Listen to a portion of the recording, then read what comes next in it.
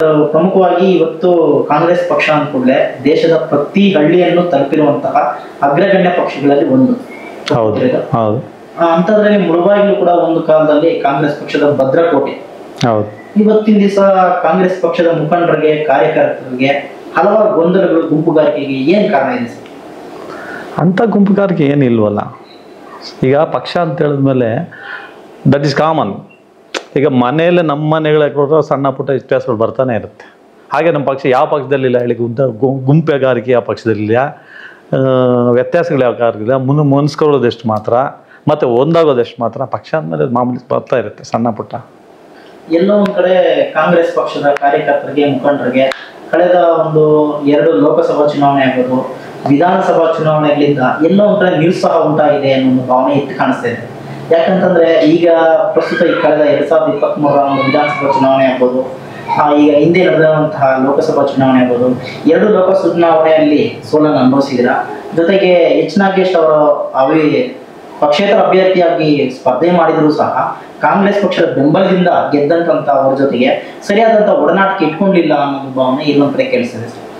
ಈಗ ನಾಗೇಶ್ ಅವ್ರಿಗೆ ಯಾವತ್ತು ನಮ್ಮ ಜಾತಿ ಪ್ರಮಾಣ ಪತ್ರದ ವ್ಯತ್ಯಾಸ ಕೊಂಡು ಅವ್ರು ಊರ್ಜಿತ ಆಗಿತ್ತು, ತದನಂತರ ನಾಗೇಶ್ ಅವರು ಹೈಕಮಾಂಡ್ ಕಳಿಸಿದಂಥ ವ್ಯಕ್ತಿ. ಸೊ ನಾವೆಲ್ಲ ಒಗ್ಗಟ್ಟುಗೂಡಿ ಅದನ್ನ ಗೆಲ್ಲಿಸಿದ್ವಿ. ಕಾಲಕ್ರಮೇಣ ಅಂತ BJP ಪಕ್ಷಕ್ಕೆ ಸೇರ್ಕೊಂಡ್ರು.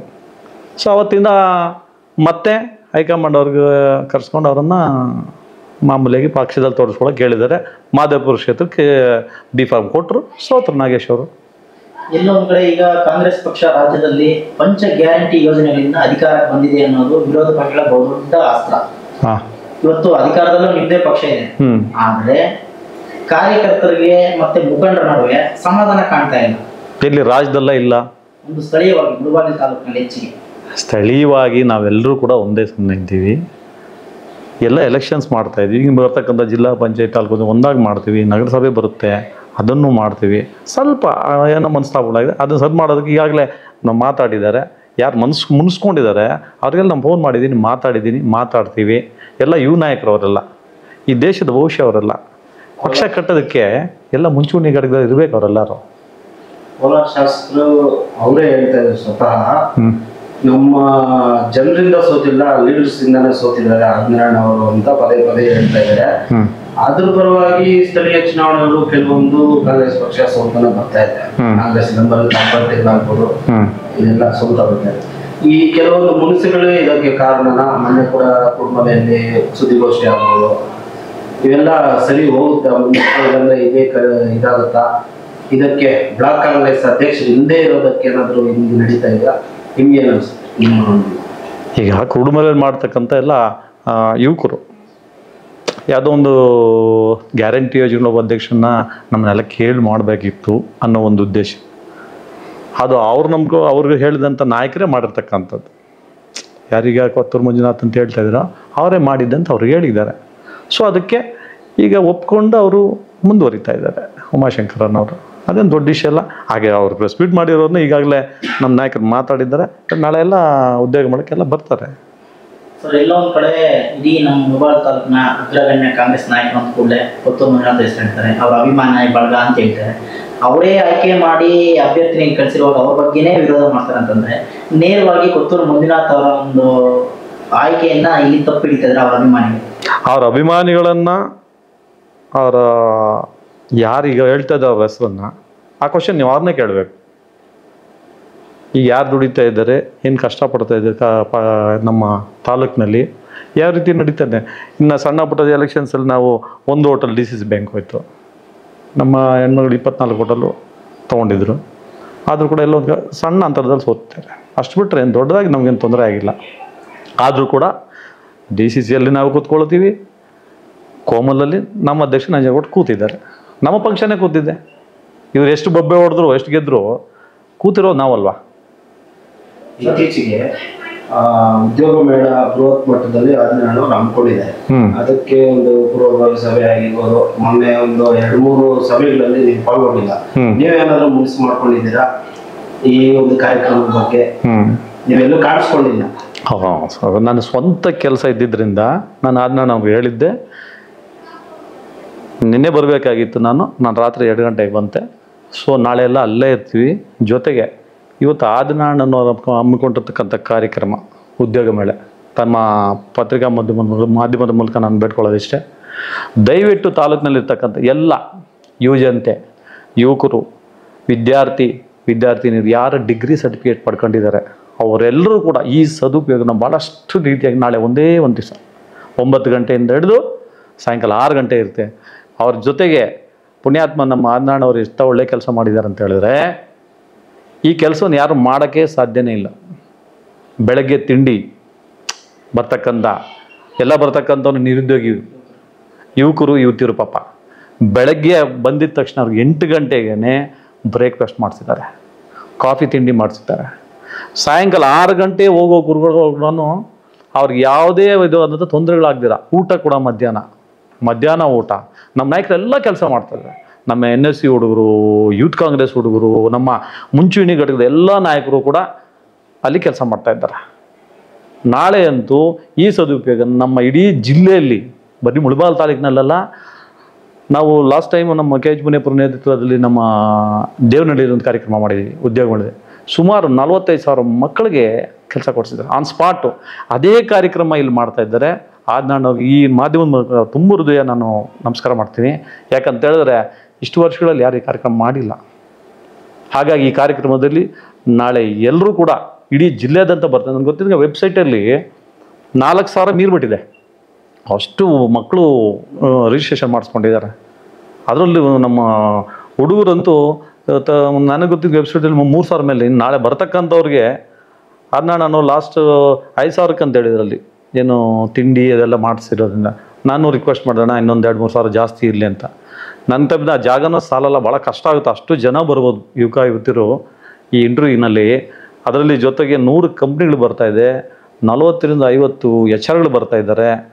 ದಯವಿಟ್ಟು ಅವರು ಎಲ್ಲ ಯಾರು ನಮ್ಮ ನಿರುದ್ಯೋಗಿ ಯುವಕರಿದ್ದಾರೆ ಅವ್ರು ಬಂದು ಪಕ್ಕಾ ಇದರಲ್ಲಿ ಪಾಲ್ಗೊಂಡು ಇಂಥ ಒಂದು ಅದ್ಧೂರಿಯಾದ ಕಾರ್ಯಕ್ರಮದಲ್ಲಿ ಪಾಲ್ಗೊಂಡು ಅವರ ಒಂದು ಜೀವನ ಶೈಲಿಯನ್ನು ಮುಂದಕ್ಕೆ ತೊಗೊಳ್ತಕ್ಕಂಥ ನಿಟ್ಟಿನಲ್ಲಿ ಅವ್ರು ಕೆಲಸ ಮಾಡ್ಕೋಬೇಕು. ಹುಡುಗರು ಪ್ರತಿಯೊಬ್ಬರು ಕೂಡ ಇದನ್ನು ಉಪಯೋಗಿಸ್ಬೇಕಂತ ಮತ್ತೆ ನಾನು ಕಳಕಳಿಯಲ್ಲಿ ತಮ್ಮ ಮಾಧ್ಯಮ ಹೇಳಕ್ಕೆ ಇಷ್ಟಪಡ್ತೀನಿ. ನಾನು ಕ್ಷೇತ್ರದಲ್ಲಿ ಆದಿನಾರಾಯಣ ಅವರು ಶಾಸಕರಾಗಿ ಗೆಲ್ಲೋದಕ್ಕೆ ಆಗಲಿಲ್ಲ. ಅಂದ್ರೆ ಜನರ ಮನಸ್ಸನ್ನ ಗೆಲ್ಲೋ ವಿಚಾರದಲ್ಲಿ ಇವತ್ತು ಅವ್ರು ಮಾಡ್ತಾ ಇರುವಂತಹ ಸಾಮಾಜಿಕ ಸೇವೆ ವಿಚಾರದಲ್ಲಿ ಜನಮನ್ನಣೆ ಪಡ್ತಾ ಇದೆ ಸರ್. ಅದ್ರ ಬಗ್ಗೆ ತಾವು ನೋಡಿ, ಭಾಳಷ್ಟು ಜನ ಇಲ್ಲಿ ಬಂದು ಸೇವೆ ಮಾಡ್ತೀನಂತ ಹೇಳಿ ಏನು ಮಾಡಿದ್ರೆ ಅವ್ರ ಉದುರುಗಳಿಗೆ ಗೊತ್ತು. ಆ್ಯಕ್ಚುಲಿ ರಿಸರ್ವೇಷನ್ ಕಾನ್ಸ್ಟಿಟ್ಯೂನ್ಸಿ ಇದ್ದುದು 4ನೇ ಟರ್ಮ್. ಈ 4ನೇ ಟರ್ಮ್ ಎಷ್ಟು ಜನ ಆಗಿದ್ದಾರೆ? 3 ಟರ್ಮ್ ಆಗಿರ್ತಕ್ಕಂಥ ನಾಯಕರಾಗಲಿ ಅಥವಾ ಈಗ ನಡೀತಾ ಇರ್ತಕ್ಕಂಥ ಶಾಸಕರಾಗಲಿ ಅನುದಾನಗಳು ಇದ್ರ ಬಗ್ಗೆನೇ ಮಾತಾಡ್ತಾ ಇರ್ತಾರೆ. ಯಾವ ಶಾಸಕ ಗೆದ್ರೂ ಕೂಡ ಇಲ್ಲಿ ನಾನು ಅಷ್ಟು ತಂದಿದೆ ಅಷ್ಟು ಮಾಡಿದೆ ಅಂತ ಹೇಳ್ತಾ ಇದ್ರು. ಅದ್ರ ಮುಂದೆ ಇರ್ತಕ್ಕಂಥ 3 ಜನ ಅದನ್ನೇ ಹೇಳಿದ್ರು, ಇವರು ಅದನ್ನೇ ಹೇಳ್ತಾ ಇದ್ದಾರೆ. ಆದರೆ ಪ್ರತಿಫಲ ಜನರಿಗೆ ಸಿಕ್ಕೋದು ಹೆಂಗೆ ಹೇಳಿ? ನೀವೇನೋ ನಿಧಿಗಳು ತರ್ತೀರಾ, ಯಾರೋ ಕಾಂಟ್ರಾಕ್ಟರ್ ಬೆಳ್ಕೊತಾನೆ, ಅಲ್ಲಿ ಯಾವುದೋ ದಾರಿನೋ ದೀಪನೋ ರೋಡೋ ರಸ್ತೆನೋ ಕಲ್ಲೋ ಮುಳ್ಳೋ ಕ್ಲೀನ್ ಮಾಡಿಬಿಟ್ಟು ಬಿಲ್ ಮಾಡ್ಕೊಂಡು ಹೋಗ್ತಾರೆ. ಇದರಲ್ಲಿ ಉದ್ಧಾರ ಆಗೋದಿಲ್ಲ. ನಿಜವಾದ ಕಾರ್ಯಕ್ರಮಗಳು ಅಂತ ಹೇಳಿದ್ರೆ ಇದು ನಿರುದ್ಯೋಗ ಸಮಸ್ಯೆ ಮುಖ್ಯವಾದ ಸಮಸ್ಯೆ. ಅಂಥ ಒಂದು ಕಾರ್ಯಕ್ರಮವನ್ನು ಅವ್ರು MLA ಆಗಲಿಲ್ಲ ಇನ್ನೂ ಪಾಪ, ಆದರೂ ಕೂಡ ಸೋತರು ಕೂಡ ಇಲ್ಲಿದ್ದು ಇಷ್ಟೊಂದು ದೊಡ್ಡ ಬೃಹತ್ ಮಟ್ಟದಲ್ಲಿ ಒಂದು ಉದ್ಯೋಗ ಮೇಳ ಅನ್ನೋದು ಅಷ್ಟು ಈಸಿ ಅಲ್ಲ. ಅಷ್ಟು ದೊಡ್ಡ ಮಹತ್ ಕಾರ್ಯ ಇದು. ಇದಕ್ಕೆಲ್ಲರೂ ಸ್ಪಂದಿಸಬೇಕು. ಇಲ್ಲಿ JDS BJP ಅಂತ ಪಕ್ಷಭೇದ ಇಲ್ಲ, ಎಲ್ಲರೂ ಸಹ ಪಾಲ್ಗೊಳ್ಳಿ. ಅದ್ರ ಹಿಂದೆ ಇದನ್ನೊಂದು ಮಾಡ್ತಾ ಇದ್ದಾರೆ ಖಂಡಿತ. ಅದ್ಯಾವುದು ದೀರ್ಘ ಸುಮಂಗಳಿ ನೀವು ನೋಡಿದ್ರು, ನೀವು ಯಾರು ಮಾಡಿಲ್ಲ ಇಂಥ ಕಾರ್ಯಕ್ರಮಗಳನ್ನು. ಇಂಥ ಕಾರ್ಯಕ್ರಮ ಮಾಡಬೇಕು, ಎದೆಗಾರಿಗೆ ಇರಬೇಕು, ಎದೆಗಾರಿಗೆ ಬರಬೇಕು. ಸುಮ್ಮನೆ ಆಗ್ಬಿಡುತ್ತಾ? ಇವತ್ತು ನಾವು ಅಲ್ಲಿ ನಮ್ಮ ಗಟ್ಟುಗುಡಿಯಲ್ಲಿ ನಾವೊಂದು ಕಾರ್ಯಕ್ರಮ ಮಾಡಿದ್ವಿ. ನಂಬಲ್ಲ, ಹೆಣ್ಮಕ್ಳಿಗೆ ಅದೇನದು ಅರಿಶಿಣ ಕುಂಕುಮ ಬಳೆ ಸೀರೆ ಎಷ್ಟು ಚೆನ್ನಾಗಿ ವಿತರಣೆ ಮಾಡಿದ್ರು ಅಂತ ಹೇಳಿದ್ರೆ ಇದನ್ನು ಯಾರು ಮಾಡೋಕ್ಕೆ ಸಾಧ್ಯ ಇಲ್ಲ. ಎಷ್ಟೋ ಮಿನಿಸ್ಟ್ರಿಗಳಿದೆ, ನಮ್ಮ ಸರ್ಕಾರನೂ ಇದೆ. ನಮ್ಮ ಸರ್ಕಾರ ಕೂಡ ಇಂಥ ಒಂದು ಒಳ್ಳೆ ಕಾರ್ಯಕ್ರಮ ಮಾಡಿಲ್ಲ. ಈ ಕಾರ್ಯಕ್ರಮ ಭಾಳಷ್ಟು ಮೆಚ್ಚುಗೆ ಬಿಟ್ಟಿದೆ. ಡೆಲ್ಲಿವರೆಗೂ ಈ ಕಾರ್ಯಕ್ರಮ ನಾವು ಮಾಡೋದಲ್ಲ, ಕಾರ್ಯಕ್ರಮ ಡೆಲ್ಲಿವರೆಗೂ ಇದೆ. ಇಂಥ ಒಂದು ಕಾರ್ಯಕ್ರಮ ಮಾಡ್ತಾ ಇದ್ದಾರೆ ಅಂತ ಹೇಳಿದ್ರೆ ಅವ್ರು ನಿಜವಾಗ್ಲೂ ಭಗವಂತ ಮುಂದೆ ಬರ್ತಕ್ಕಂಥ ದಿನಗಳಲ್ಲಿ ಒಳ್ಳೆ ಅಧಿಕಾರ ಕೊಡ್ತಾರೆ, ಶಾಸಕರು ಆಗ್ತಾರೆ. ಇದರಲ್ಲಿ ಬೇರೆ ಮಾತೇ ಇಲ್ಲ. ಎಲ್ಲರೂ ಕೂಡ ಈ ಜನತೆ ನೋಡ್ತಾ ಇದ್ದಾರೆ, ಯಾರು ಸಮಾಜ ಸೇವಕರು, ಸಮಾಜ ಘಾತಕರು ಯಾರು ಅನ್ನೋದು ಜನಕ್ಕೆ ಗೊತ್ತಾಗುತ್ತೆ. ಸರ್, ಇವತ್ತು ನಾಳೆ ನಡೆಯಲಿರುವಂತಹ ಬೃಹತ್ ಉದ್ಯೋಗ ಮೇಳ ಮುಳಬಾಗಿಲು ಒಂದು ಬಯಲು ಸೀಮೆ ಅಂದ್ರೆ ನೀರಾವರಿ ಇಲ್ಲದಂತ ಪ್ರದೇಶದಲ್ಲಿ ವಿದ್ಯಾವಂತರ ಸಂಖ್ಯೆ ಹೆಚ್ಚಾಗಿತ್ತು, ಉದ್ಯೋಗ ನಡೆಸಿ ಬೆಂಗಳೂರಿಗೆ ಹೋಗ್ತಾ ಇರೋ ಒಂದು ವಿಚಾರ ಪರಿಗಣನೆಗೆ ತಗೊಂಡು ಇವತ್ತು ಬೃಹತ್ ಮೊತ್ತದಲ್ಲಿ ಉದ್ಯೋಗ ಮೇಳ ಮಾಡ್ತಾ ಇದ್ದಾರೆ. ನಿಮ್ದೇ ಸರ್ಕಾರ ಇದೆ ರಾಜ್ಯದಲ್ಲಿ, ಈ ಭಾಗದಲ್ಲಿ ಒಂದು ಕೈಗಾರಿಕೆ ಸ್ಥಾಪನೆ ಆದ್ರೆ ಬಹಳಷ್ಟು ಅನುಕೂಲ ಆಗುತ್ತಲ್ಲ ಸರ್. ನೀವು ನಂಬಲ್ಲ, ಆ್ಯಕ್ಚುಲಿ ಇವತ್ತು ಏನು ನರಸಾಪುರ ವೇಮಗಲ್ ಇಂಡಸ್ಟ್ರಿಯಲ್ ಏರಿಯಾ ಇದೆ, ನಮ್ಮ ಸೊತ್ತದು, ನಮ್ಮ ಆಸ್ತಿ ಸರ್. ಅದು ಮುಳುಬಾಗಲ್ನಲ್ಲೇ ಆಗಿ 2000 ಎಕರೆಯನ್ನು ಕವರ್ ಮಾಡಿ ಸರ್ಕಾರಕ್ಕೆ ಒಪ್ಪಿಸಿದ್ರು. ಆದರೆ ಒಂದೇ ಒಂದು ಕಾರಣ, ನೀರಿನ ಸಮಸ್ಯೆ ಕಾರಣ ಅಂತೇಳಿ ಎತ್ಕೊಂಡೋಗಿ ಇಲ್ಲಿ ಮಾಡಿದ್ದಾರೆ. ಬರ್ತಕ್ಕಂಥ ದಿನಗಳಲ್ಲಿ ಇಲ್ಲಿಗೂ ಕೂಡ ಬಂದೇ ಬರುತ್ತೆ. ನಿಮ್ಮ ಆದ್ನಾಡಂಥ ನಾಯಕರಾಗ್ಬಿಟ್ರೆ ಇಂಥವ್ರೊಬ್ಬರಿದ್ರೆ ಸಾಕು, ಇಂಥ ಕಾರ್ಯಕ್ರಮ ಬಹಳಷ್ಟು ಮಾಡ್ಬೋದು, ತರಲೂಬೋದು. ಏನು ದೊಡ್ಡ ವಿಷಯ. ನಮ್ಮ ಸರ್ಕಾರ ಇದೆ, ಈಗಲೂ ಡಿಮಾಂಡ್ ಮಾಡಿ ಈಗಾಗಲೇ ಅವ್ರನ್ನ ಪ್ರಸ್ತಾವನೆ ಮಾಡಿದ್ದಾರೆ. ಆದ್ನಾಡವರು ಪ್ರಸ್ತಾವನೆ ಮಾಡಿ ನಮ್ಮ ಎಲ್ಲ ಶಾಸಕರ ಜಿಲ್ಲೆಯ ಎಲ್ಲ ಶಾಸಕರ ಹತ್ರನೂ ಮಾತಾಡಿ ಅದನ್ನು ಪ್ರಸ್ತಾವನೆ ಮಾಡಬೇಕು, ಮುಳುಬಾಗಿಲು ಬರಬೇಕು ಅನ್ನೋದನ್ನ ನಿಟ್ಟಿನಲ್ಲಿ ಮಾಡಿದ್ದಾರೆ, ಮಾಡ್ತಾರೆ ಕೂಡ. ನನಗೆ ನಂಬಿಕೆ ಇದೆ. ಯಾಕೆಂತ ಹೇಳಿದ್ರೆ ಅಧಿಕಾರ ಬಂದ ಮೇಲೆ ಭಾಳಷ್ಟು ಜನ ಮಾಡ್ತಾರೆ. ಆದರೆ ಇಲ್ಲಿ ಆದ್ನಾಡವರು ಏನು ಅಧಿಕಾರ ಇಲ್ಲದೇ ಪಾಪ ಇಂಥ ಒಂದು ಸೇವೆಗಳು ಮಾಡ್ತಾ ಇದ್ದ. ಅಷ್ಟು ಈಸಿ ಅಲ್ಲ. ಈ ಉದ್ಯೋಗ ಮೇಳ ಇದೆಯಲ್ಲ, ಇದನ್ನು ಮಾಡೋದು ಅಷ್ಟು ಈಸಿ ಅಲ್ಲ ಸರ್. ನೀವು ನಾಳೆ ನೋಡಿ, ನಾಳೆ ಅಲ್ಲಿ ಪರಿಸ್ಥಿತಿ ನೋಡಿ, ಯಾವ ರೀತಿ ಜನ ಇರ್ತಾರೆ, ಆ ಕಾರ್ಯಕ್ರಮ ಹೆಂಗಿರುತ್ತೆ. ಮನೆಗೂ ಒಬ್ಬರು ನಮ್ಮ ಯುವಜನತೆ ಖಂಡಿತ ಪಾಲ್ಗೊಳ್ತಾರೆ. ನಿರುದ್ಯೋಗ ಸಮಸ್ಯೆ ಅಷ್ಟಿದೆ ನಮ್ಮ ತಾಲೂಕಲ್ಲಿ. ಸರ್, ಒಂದು ಕುಟುಂಬದಲ್ಲಿ ಮನೆ ಯಜಮಾನರು ಬಲವಾಗಿದ್ರೆ ಇಡೀ ಕುಟುಂಬ ಕರೆಕ್ಟ್ ಆಗಿರ್ತದೆ, ನಡ್ಕೊಂಡು ಹೋಗ್ತದೆ. ಅದೇ ರೀತಿ ಈ ಬ್ಲಾಕ್ ಕಾಂಗ್ರೆಸ್ ಅಧ್ಯಕ್ಷರು ಇದ್ದಿದ್ರೆ ಮುಳಬಾಗಿಲು ತಾಲೂಕಲ್ಲಿ ಇಂಥ ಒಂದು ಸಣ್ಣ ಪುಟ್ಟ ಗೊಂದಲ ಬಂದಾಗ ಕುಟುಂಬದಲ್ಲೇ ಬಗೆಹರಿಸ್ಕೊಳ್ತಾ ಇದ್ರು, ಹೊರಗಡೆ ಬರ್ತಾ ಇಲ್ಲ ಅನ್ನೋ ವಾದ ಕೂಡ ಇದೆ ಸರ್. ಇನ್ನು ಮುಂದಿನ ದಿನ ಇನ್ನೆಷ್ಟು ದಿನ ಹಿಡಿಬೋದು ಸರ್ ಬ್ಲಾಕ್ ಕಾಂಗ್ರೆಸ್ ಅಧ್ಯಕ್ಷರು? ಬ್ಲಾಕ್ ಕಾಂಗ್ರೆಸ್ ಇದ್ದಲ್ಲ, ಈಗ ಇದ್ದಾರೆ ಆಲ್ರೆಡಿ. ಅದು ಯಾರಲ್ಲ ಆದ್ನಾಡವ್ರೆ ಈಗ ಸದ್ಯಕ್ಕೆ ನೋಡಿ, ಪ್ರತಿದಿನ ಬೆಳಗ್ಗೆ ಬಂದ ಕಾರ್ಯಕ್ರಮಕ್ಕೆ ಅಟೆಂಡ್ ಮಾಡಿ ಅವರೇ ಮಾಡ್ತಾರೆ. ಅವರೇ ಬ್ಲಾಕ್ ಕಾಂಗ್ರೆಸ್ ಅಧ್ಯಕ್ಷ ಈಗ ಸದ್ಯಕ್ಕೆ. ಯಾಕಂತ ಹೇಳಿದ್ರೆ ಮೊನ್ನೆ ಒಂದು ಹೇಳಿದ್ರು, ಬ್ಲಾಕ್ ಕಾಂಗ್ರೆಸ್ ಅಧ್ಯಕ್ಷನ ಮಾಡಬೇಕಾದ್ರೆ ಯೋಗ್ಯತೆ, ಸಮರ್ಥವಾಗಿರ್ತಕ್ಕಂಥ ವ್ಯಕ್ತಿ, ಸಂಘಟನೆ ಮಾಡ್ತಕ್ಕಂಥ ವ್ಯಕ್ತಿ, ಪಕ್ಷವನ್ನು ಒಂದು ನಿಟ್ಟಿನಲ್ಲಿ ತಗೊಂಡು ಹೋಗ್ತಕ್ಕಂಥ ವ್ಯಕ್ತಿ ಬೇಕು ಅಂತ ಹೇಳಿದ್ರು.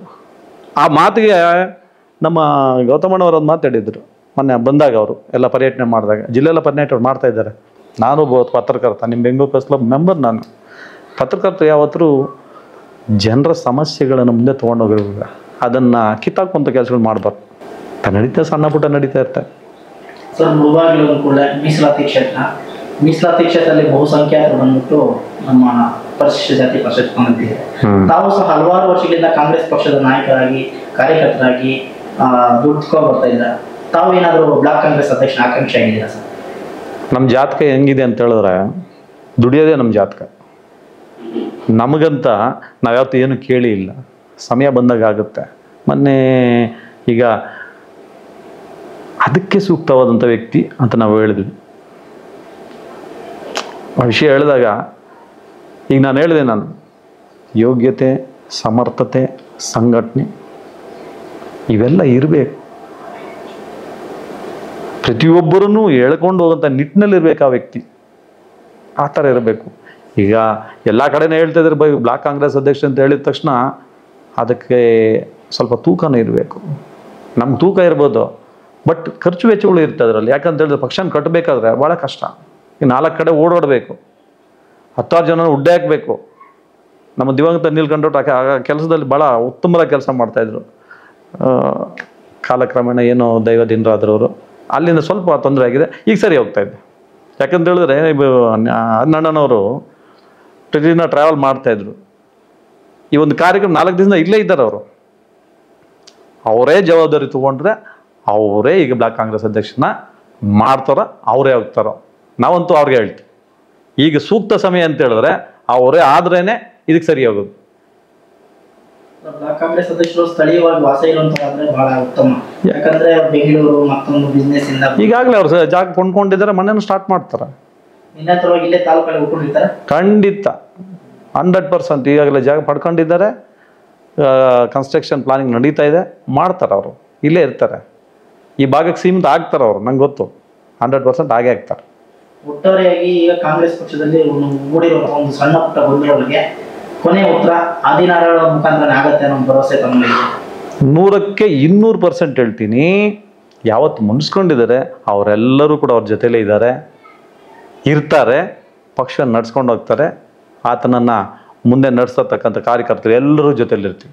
ಯಾರಿಗೂ ಕೂಡ ಯಾವುದೇ ಆದಂಥ ಅಸಮಾಧಾನ ಇಲ್ಲ. ಅಸಮಾಧಾನ ಇದ್ದರೂ ಕೂಡ ಅದಕ್ಕೆ ಮದ್ದಿರುತ್ತೆ, ತೊಂದರೆ ಇಲ್ಲ. ಈಗ ಕಾಯಿಲೆ ಬಂದರೆ ಮನುಷ್ಯನಿಗೆ ನಾವು ಇಂಜೆಕ್ಷನ್ ಕೊಡ್ಬೇಕಾ, ಮಾತ್ರೆಯಲ್ಲೇ ವಾಸಿ ಆಗ್ಬಿಡುತ್ತಾ, ಹತ್ಕೊಂಡು ಕೂತ್ಕೊಂಡು ನಾವು ಪ್ರೀತಿಯಿಂದ ಮಾತಾಡಿದ್ರೆ ಸರಿ ಹೋಗುತ್ತಾ? ಇದನ್ನು ಸರಿ ಮಾಡೋದಕ್ಕೆ ಏನಂತ ಅವ್ರು ಅಷ್ಟು ಬುದ್ಧಿವಂತರು. ರಾಜನಾರಾಯಣವ್ರನ್ನ ಅಷ್ಟು ಈಸಿ ಇಲ್ಲ, ಅವ್ರು ಬುದ್ಧಿವಂತರಿದ್ದಾರೆ. ಎಲ್ಲರನ್ನೂ ಕೂಡ ಯಾರು ನೋವಾಗಿರೋವನ್ನ ಪ್ರೀತಿಯಿಂದ ಕರ್ಕೊಂಡು ಹೋಗ್ತಾರೆ. ಈ ನಿಟ್ಟಿನಲ್ಲಿ ಎಲ್ಲ ಕಾರ್ಯಕ್ರಮಗಳು ಚೆನ್ನಾಗಿ ನಡೆಯುತ್ತೆ. ನಾಳೆ ಉದ್ಯೋಗ ಮೇಳದಲ್ಲಿ ಸಂಪೂರ್ಣವಾಗಿ ಎಲ್ಲ ಮುಖಂಡರು ಕೂಡ ಭಾಗವಹಿಸ್ತಾರೆ. 100% ಯಾವುದೇ ಎಲ್ಲರಿಗೂ ಆಹ್ವಾನ ನೀಡಿದ್ದಾರೆ, ಎಲ್ಲರೂ ಬರ್ತಾರೆ. ಒಟ್ಟಾರೆಯಾಗಿ ತಾಲೂಕಿನಲ್ಲಿರುವಂತಹ ವಿದ್ಯಾವಂತ ಮತ್ತು ಅವಿದ್ಯಾವಂತ ವೃತ್ತಿಪರ ಏನು ಯುವಕರಿದ್ದಾರೆ ಅವರಿಗೆ ಉದ್ಯೋಗ ಮೇಳದ ಕುರಿತು ಒಂದು ಮಾತಲ್ಲಿ ಹೇಳ್ಬೇಕು, ಏನು ಹೇಳಕ್ಕೆ ಇಷ್ಟಪಡ್ತೀವಿ? ಒಂದೇ ಮಾತು ಹೇಳೋಕ್ಕೆ ಇಷ್ಟಪಡೋದೇನಂತ ಹೇಳಿದ್ರೆ, ನಿಮ್ಮನ್ನು ಹೆತ್ತು ಒತ್ತು ಸಾಕಿ ಬೆಳೆದಂಥ ತಂದೆ ತಾಯಂದ್ರಿಗೆ ನೀವು ಭಾಳಷ್ಟು ಭಾರವಾಗಿ ಬಾರಬಾರ್ದು. ಹೆಣ್ಣಾಗಲಿ ಗಂಡಾಗಲಿ ಅದೊಂದು ಉದ್ಯೋಗ ಇರಬೇಕು. ಅದೇ ನಮ್ಮ ಕಾನ್ಸೆಪ್ಟ್. ದಯವಿಟ್ಟು ಈ ಸದುಪಯೋಗವನ್ನು ನೀವು ತಾಲೂಕಿನಾದ್ಯಂತ ಜಿಲ್ಲಾದ್ಯಂತ ಎಲ್ಲರೂ ಕೂಡ ಯುವಕ ಯುವತಿಯರು ಯಾರು ನಿರುದ್ಯೋಗಿಗಳಾಗಿ ಡಿಗ್ರಿ ಪಡ್ಕೊಂಡು ಮನೇಲಿದ್ದೀರಾ, ದಯವಿಟ್ಟು ನೀವು ಎಲ್ಲರೂ ಕೂಡ ಬಂದು ಇದರಲ್ಲಿ ಪಾಲ್ಗೊಳ್ಳಿ. ನಿಮ್ಮ ಜವಾಬ್ದಾರಿಯನ್ನು ತೋರಿಸ್ಕೊಂಡು ನೀವು ನಾಳೆ ಸಂಪಾದಕರಾಗಿ 4 ಕಾಸು ಸಂಪಾದನೆ ಆ ತಂದೆ ತಾಯಿಯನ್ನ ಸಾಕುವಂಥ ನಿಟ್ಟಿನಲ್ಲಿ, ಅಣ್ಣ ತಂಗಿಯನ್ನ ಬೆಳೆಸುವಂಥ ನಿಟ್ಟಿನಲ್ಲಿ ನೀವು ಬೆಳಿಬೇಕೇ ಹೊರತು ಬೇಕಾಬಿಟ್ಟು ಡಿಗ್ರಿಗಳು ತೊಗೊಂಡು ದಯವಿಟ್ಟು ಮನೇಲಿ ಕೂತ್ಕೊಳ್ಳೋ ಕೆಲಸ ಅಂತ ಮಾಡಬೇಡಿ ಅಂತ ನಮ್ಮ ಮಾಧ್ಯಮ ಮೂಲಕ ನಾನು ಹೇಳೋಕ್ಕೆ ಇಷ್ಟಪಡ್ತೀನಿ. ಜೈ ಭೀಮ್, ಜೈ ಕಾಂಗ್ರೆಸ್.